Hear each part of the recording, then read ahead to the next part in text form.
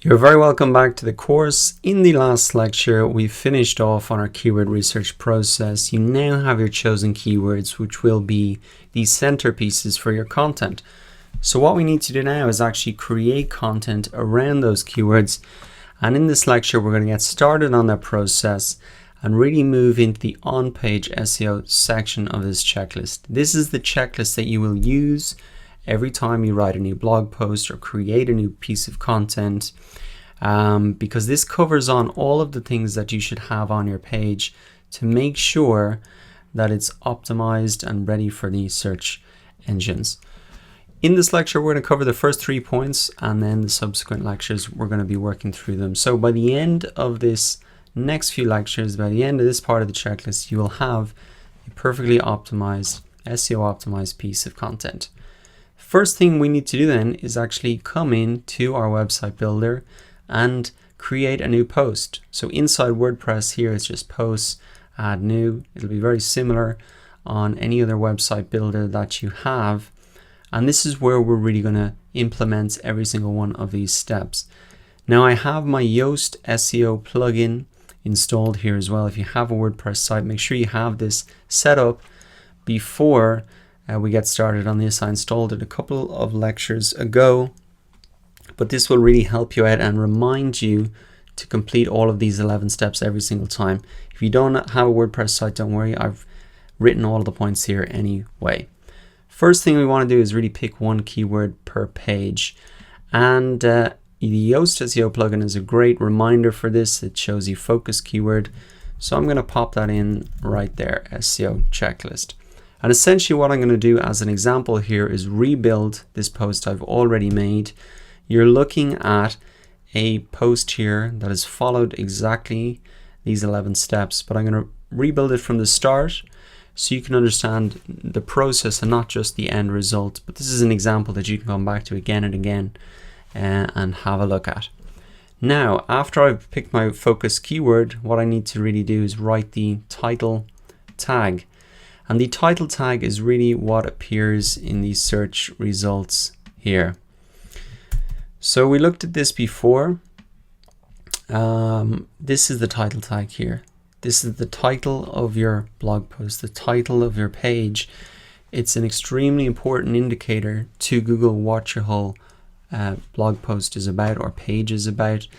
And so you really want to spend a bit of time optimizing this. If you do nothing else from this list except this, well, you'd still be doing one of the most important things. So make sure you get this done at the very, very minimum. So the thing that you want to think about is every page of your website should have a unique title tag. You'll remember earlier in the course we optimized your homepage title tag. You want to do essentially the same process here for each blog post. And preferably you want to start with a relevant keyword. You want to start with your focus keyword.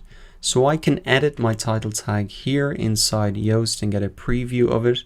You can also just add it in up here as well, but I can do the work down here, and I'm going to start typing it in. So SEO checklist. It's best if you can start your post with really the keyword that you're going after. Now you don't have to do that exactly. You can see a lot of these search results haven't started with it exactly, but that's best practice to really start with your focus keyword.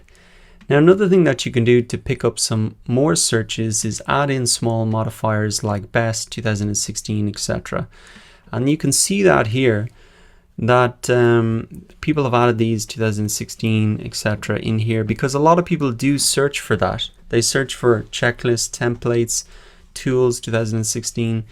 If there is something like this that would often get updated or need to be updated, you know, people will type in small little modifiers like the date. So you can add that in if you want. And I've actually added that in my title here. If you'll notice, I've just put it at the end.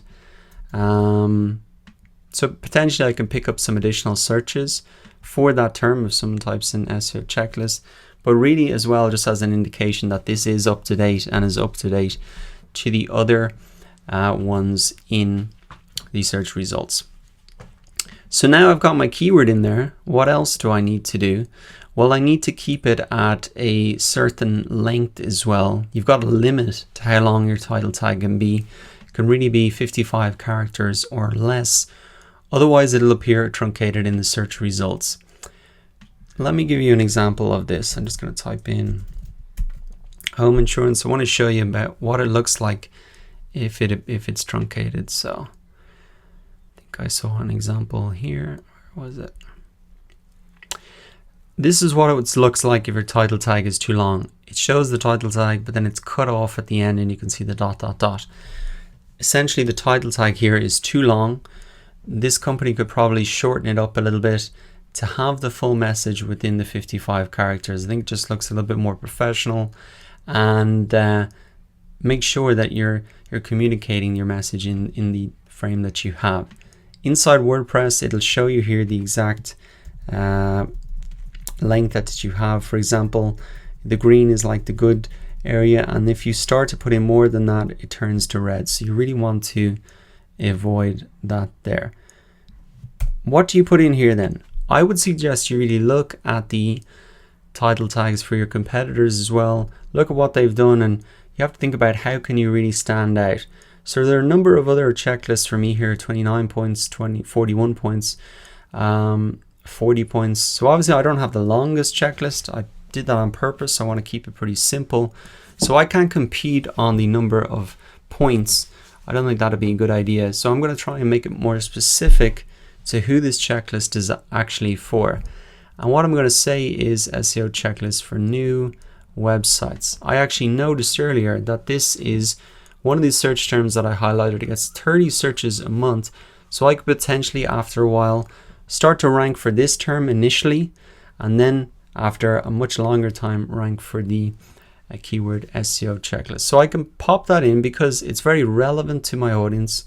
I think a lot of the people who will be taking this course and looking at the checklist will be brand new websites or looking at it again. So I can just take that keyword, and now I'm really going to be ranking for the longer tail version of this keyword, which is great as well.